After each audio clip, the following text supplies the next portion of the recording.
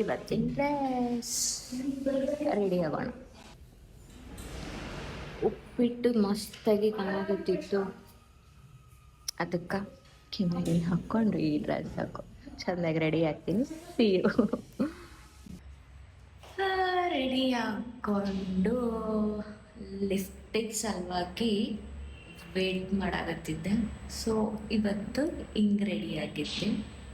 Makeup class ಅಲ್ಲ, ಅದಕ್ಕೆ ನಿದ್ದೆ ಬರೋದು ಮಕ್ಕೋಬೇಕಿಲ್ಲ.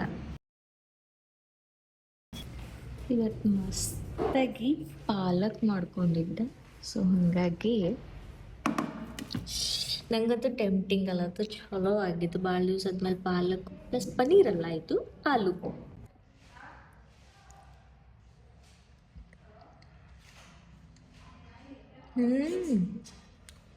Wow wow. ಆ್ಯಕ್ಚುಲಿ ಇಂಗ್ರೀಡಿಯೆಂಟ್ಸ್ ಬಹಳ ಕಡಿಮೆ ಇದ್ದು, ಸೊ ಆದ್ರೂ ಸ್ವಲ್ಪ ದಿನಕ್ಕೆ ಹಾಕಿ ಎಷ್ಟು ಚಲೋ ಮಾಡ್ಕೊಂಡಿಲ್ಲ. ಶೇರ್ಟಿ ಹೋಗಿತ್ತಾ ನಿಂಗೆ?